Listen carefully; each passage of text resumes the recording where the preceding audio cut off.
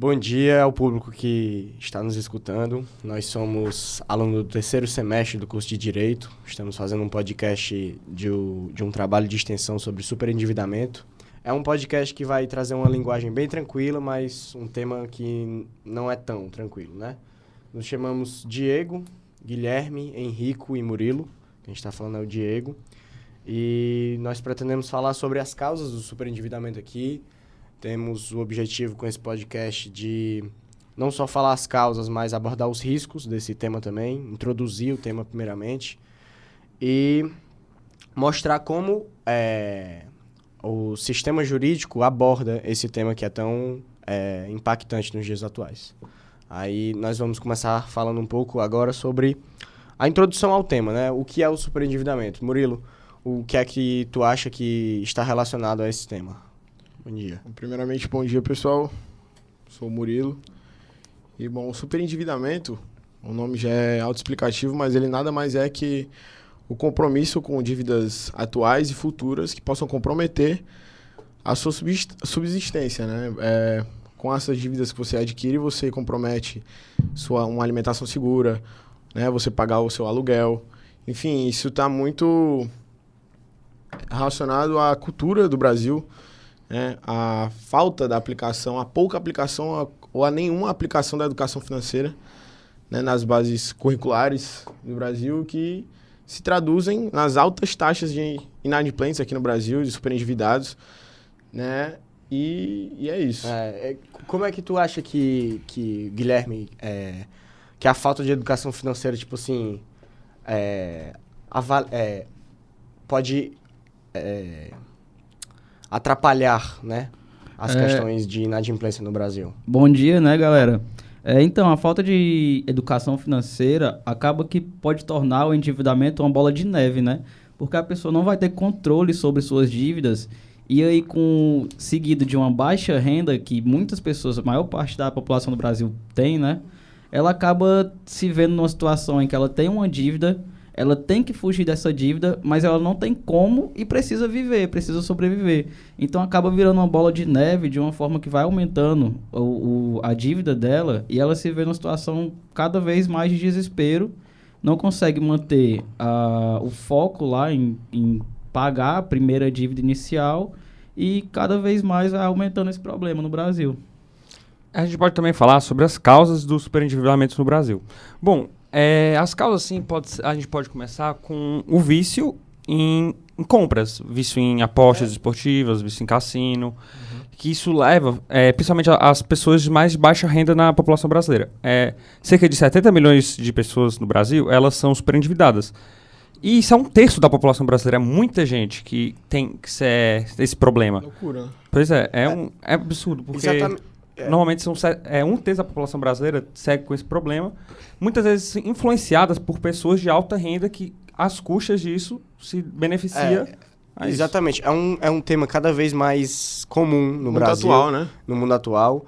E, tipo assim, é importante a gente falar que o superendividamento se diferencia do endividamento de risco, por exemplo, que o endividamento de risco, ele é uma questão, uma situação ocasional onde a pessoa acaba criando dívidas em uma questão pontual, né? Exato, como se, por exemplo, por 2 meses a pessoa cria dívidas por situações ocasionais, como, por exemplo, divórcio, questões pontuais, exato.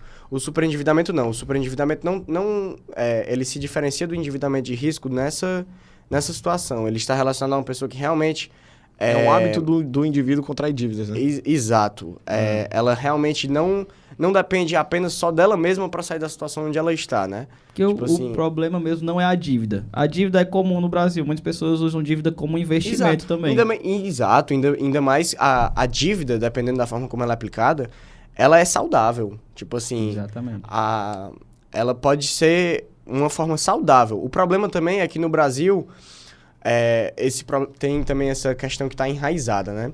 No Brasil, a pessoa que é inadimplente, ela é vista como uma pessoa falha, né? Uma pessoa que a moral tá... Exatamente. Por isso que muitos, às vezes, acho que o primeiro passo para você combater o superendividamento é você olhar para si mesmo e perceber que as suas dívidas, olhar para suas contas, né? É a parte mais dolorosa até, mas é uma parte muito importante e que eu acho que o papel da família nisso é essencial, né? Com certeza. Existe até um filme que é Até que a Sorte Nos Separe, que o personagem principal do filme, ele contrai dívidas durante todo o filme, e só no fim do filme que ele fala para a família que está endividado, e o filme mesmo traz essa lição, né? De como a família atrapalha nisso. Eu acho que, principalmente no Brasil, que é um país com dimensões continentais, né? Que a gente pode observar diversas falhas no nosso sistema educacional. Então, a Sim. gente observa que realmente a implementação da educação financeira, inicialmente, Importante. muito importante, mas que é primordial. que é praticamente um conceito utópico hoje na realidade brasileira. Então, na deficiência do sistema educacional, eu acredito que a família assuma um papel muito importante nesse Com aspecto. certeza. Da educação financeira, de a gente educar, enfim, nossos filhos, para que você não busque a educação financeira somente em uma situação de emergência, quando você já contraiu uma sequência de diversas dívidas que você está se vendo ali naquela agonia, como o Guilherme colocou, porque é uma bola de neve, você vai contraindo, você precisa daquilo, mas você não consegue. Enfim, então a família, com certeza. E é importante destacar também como é fácil contrair dívidas no Brasil. Se você abrir o seu aplicativo do banco agora, provavelmente vai ter várias oportunidades de empréstimo, de Facilitação de crédito, diversos né? valores facilitados para qualquer pessoa. A facilitação de crédito está muito em alta aqui no Brasil, e aí isso acaba que vai aumentando a bola de neve. Vocês acham que essa facilidade de crédito passa também por um problema estatal, governamental? Com certeza. Não só, como por exemplo, eu acho que é uma questão enraizada nesse sistema brasileiro, porque você olha para os Estados Unidos, por exemplo, lá tá muito relacionado isso aí à questão moral também. Porque lá nos Estados Unidos existem diversos programas de por exemplo, você olha publicidades, está endividado, vem cá. Aqui no Brasil não, aqui no Brasil o inadimplente, ele é visto justamente como uma pessoa falha, uma pessoa que tem toda... O superendividamento está muito ligado a isso também. Da pessoa se sentir com vergonha, com a saúde mental debilitada depois de contrair dívidas, né? Então, isso também tem é preponderante. Por quê? Porque tem toda uma questão social em volta da pessoa que A culpa é jogada para a pessoa, né? Isso, exatamente, para a pessoa que é superendividada. E é muito importante que a gente fale também que o superendividamento, ele tá ligado aos endividados de boa fé. A própria lei fala isso. Por quê? Porque a lei não respalda os endividados de má fé, né? As pessoas que vão contra o sistema, endividados de má fé, no caso, Não é seriam... como se a lei viabilizasse que as pessoas contraíssem dívidas Exato. deliberadamente. São aqueles que são endividados de boa fé. Os endividados de má fé são vistos como estelionatários que a lei não respalda esses endividados. Então, é muito importante que a gente fale isso antes de entrar no tema, né? Sobre a lei. Porque a lei do superendividamento, ela é de 2021, então esse ano completa 4 anos. É a lei 14.181, mas o que mais é impactante nela, porque ela é essencial para abordar o tema. Tanto mais que essa lei, ela regula os endividados de boa fé, e é importante que se fale dela, por quê? Porque ela prevê que o endividado é aquele que as dívidas já atingiram o mínimo existencial para a existência. Então, o mínimo existencial é aquilo... Tem até um decreto que fala sobre isso, do mínimo existencial, né? O decreto 11.150. Mas é importante que se fale disso, por quê? Porque o mínimo existencial é um tema muito contraditório ainda. O que é o mínimo existencial, né? É R$300, é 25% do salário mínimo, é R$600. Então, essa lei é muito importante porque ela se aplica somente a pessoas físicas, obviamente, e tem a função de cuidar das pessoas que se encontram Ela define que essas pessoas elas podem negociar, né, suas dívidas de uma forma que elas possam pagar e respeite esse mínimo existencial delas, né? Exato. Porque a pessoa a dívida às vezes está tão grande que a pessoa não tem condições, ou ela tem que escolher entre comer ou pagar a dívida. E são várias aqui. Eu trouxe um dado aqui do Serasa que das dívidas, são 75 milhões de pessoas em dívidas, endividadas, né? Uhum. Com cerca de 286 milhões de dívidas. Então aí é uma média de 4 dívidas por pessoa. Então não é só uma, como falei, são várias. E a média de custo dessas dívidas é cerca de 5 mil reais por pessoa. Para uma pessoa ali que recebe muitas vezes menos que um salário mínimo, isso é algo completamente impensável. Ele não vai pensar em pagar a dívida, ele vai pensar em viver. Então, é muito importante destacar mesmo a importância dessa lei. Com certeza. Ainda, só Garantir contextualizando. a manutenção da dignidade da pessoa. Exato. E aí também tem muito a ver com as garantias fundamentais da Constituição. Com certeza. Esse decreto que eu falei, inclusive, o 11.150, ele prevê o que seria o mínimo existencial que a lei do superendividamento aborda, mas ainda é um tema muito contraditório, porque doutrina, jurisprudência é divergente, né? Nem todo mundo... Mas, em suma, o mínimo existencial seria tudo aquilo que afetaria a dignidade da pessoa humana. Então, aquele superendividado que não tem condição de ter uma vestimenta padrão, de se alimentar bem, o arroz e feijão ali na casa. Então, esse seria o mínimo existencial que essa lei procura abordar, né? E também é importante a gente falar de como a saúde mental está ligada a isso, né? Como a saúde mental afeta o superendividado. Não só afeta, como depois que a pessoa contrai dívidas, a saúde mental o piora, fato da né? pessoa estar endividada potencializa a saúde mental. Quando a pessoa está com problema de endividamento, a saúde mental é algo muito importante se debater hoje, ainda que é um tabu falar sobre saúde mental, Exatamente. principalmente dos homens. E os homens são as principais pessoas endividadas no Brasil. O endividamento é um tema ainda muito importante que a gente está falando, e saúde mental também. Quando uma pessoa está endividada, pode acontecer a penhora dos bens, e nisso aí a pessoa em si, ela pode ter problemas psicológicos, pode até levar ao suicídio. Uma pessoa que está endividada, ela vai ter que arrumar um agiota para pagar outros endividamentos. Muitas vezes ela se retrai, não fala com a família, Exato. quer ficar sozinha, porque ela não tem coragem, muitas vezes vergonha de falar o motivo que está endividado. Exatamente. Qual o motivo? Isso está muito ligado à questão que no Brasil a gente olha para o inadimplente como uma pessoa ruim. Exatamente, como uma pessoa que falhou, né? Pessoa irresponsável, todo mundo inconsequente. mas isso aí está muito ligado à desorganização financeira que pode ser causada no Brasil, como, por exemplo, por questões como desemprego, por falta de Não educação olhando para o financeira. indivíduo Exatamente. no espectro mais individualizado, mas em um aspecto sistematizado. Exato, né? num aspecto sistemático. Como se a gente olha muito no Brasil como se o problema do superendividado estivesse único e exclusivamente na pessoa que criou dívidas, né?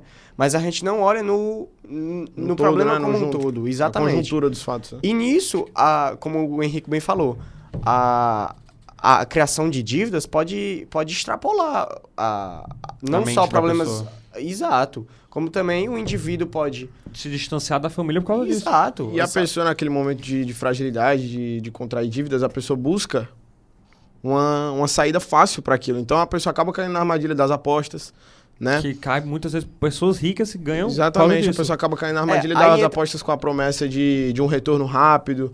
Exatamente. Aí entra muito também essa questão que está em pauta no Brasil, das redes sociais, influenciadores digitais divulgando. Isso é importante, a regularização das casas, porque os influenciadores hoje ganham muito com a perca dos outros. Isso aí os dados que dizem que são as pessoas mais de baixa renda que caem nessas... São as pessoas mais vulneráveis.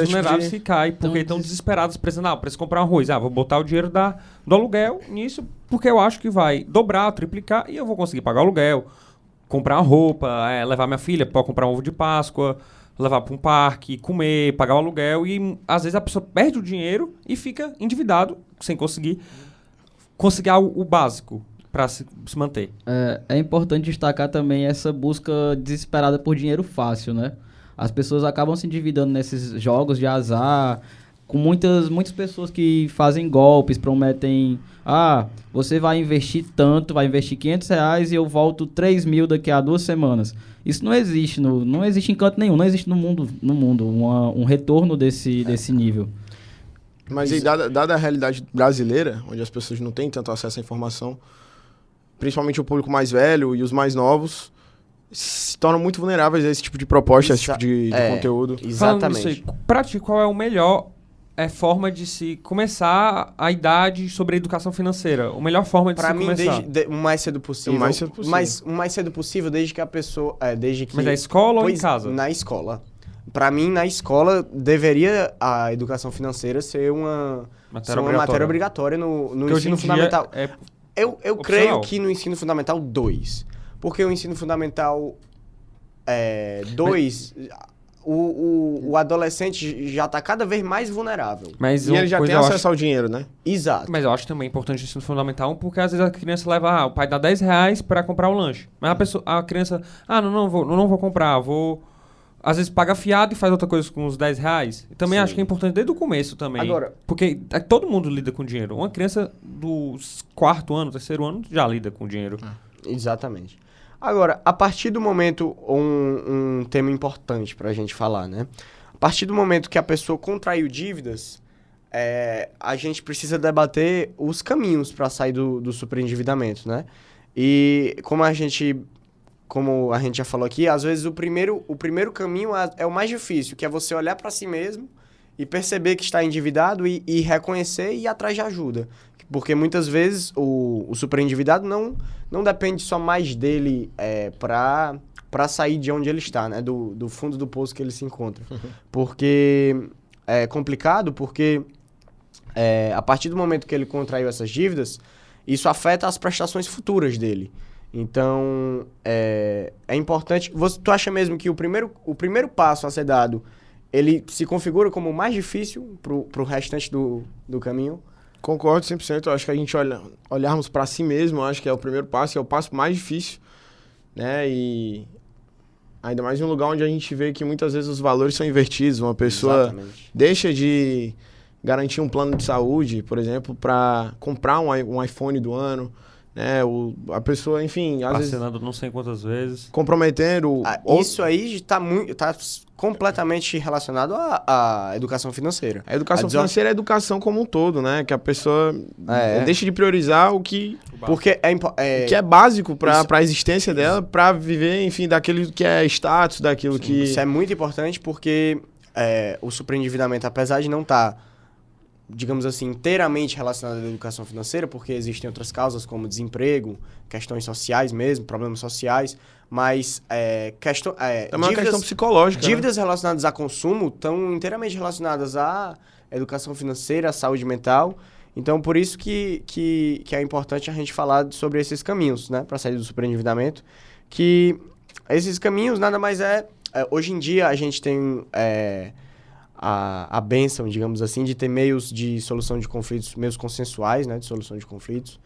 Então, a pessoa pode, hoje em dia, procurar conciliadores para solucionar o problema muitas vezes com bancos, porque os bancos, eles são os principais intermediadores de consumo, né, na atualidade. Então, por exemplo, se o indivíduo está com uma dívida com um banco, ele procura esse banco, o banco ele é obrigado a não a realizar o acordo, né? Mas a negociar e assim, esse caminho para sair do superendividamento, ele está muito relacionado, a pessoa está no processo de repactuação de dívidas. Então, hoje em dia, o sistema já ajuda nisso. Por quê? Porque o banco que optar por solucionar o problema por um meio consensual de conflitos, ou seja, um meio menos litigioso, ele terá prioridade no processo de ressarcimento em detrimento dos outros que não optaram por esse meio. Então, isso é muito importante porque é uma forma moderna, né? De a pessoa sair do superendividamento que é importante a gente destacar. Moderna e menos burocrática também. Exatamente. Menos burocrática torna a forma mais simples, né? Mais então, prático. é importante a gente destacar isso porque com o advento dessa lei, a lei é bem recente, a lei tem 4 anos, a lei 14.181, que é a do superendividamento.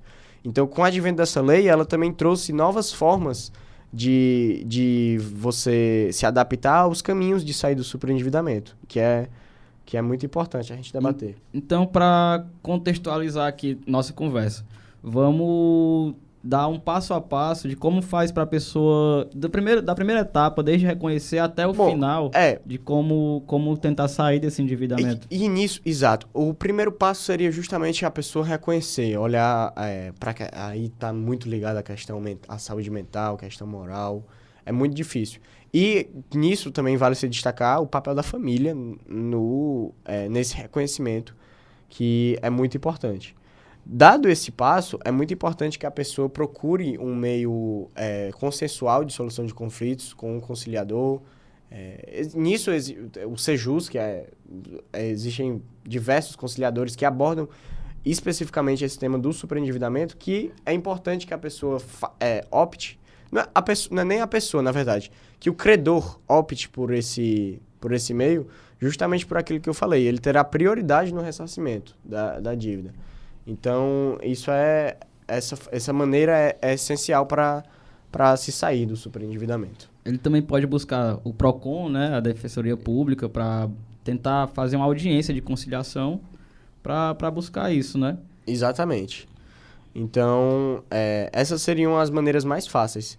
E enfim... Existem programas governamentais também, né, para lidar com o superendividamento. Até março de 2024 rolou o Desenrola Brasil, que ajudou mais de 14 milhões de pessoas, né? Renegociou 50 bilhões em dívidas, né? Então, existem também, dadas a emergencialidade do tema, existem alguns programas aí do governo que ajudam as pessoas superendividadas a renegociar suas dívidas e devolver um pouco da dignidade. Exatamente. Então, acho que a gente conseguiu abordar o tema do superendividamento de uma maneira bem simples, bem leve, bem tranquila, bem descontraída e que sirva como uma forma de alertar, e não somente alertar, mas como uma maneira de reflexão, né? De ajuda. E para finalizar, alguém queria mandar alguma mensagem assim para essas pessoas que estão nessas dívidas, que precisam de um pouco de esperança, direção? Acho que a mensagem principal que deve ficar, que a gente abordou bastante até no podcast, visto que está contraindo dívidas, procure a família, né? Sim. Acho que essa fica a frase final do nosso podcast. Saúde mental. É isso. Então, Pessoal, bom dia. muito obrigado pela atenção, muito bom dia. E até a próxima.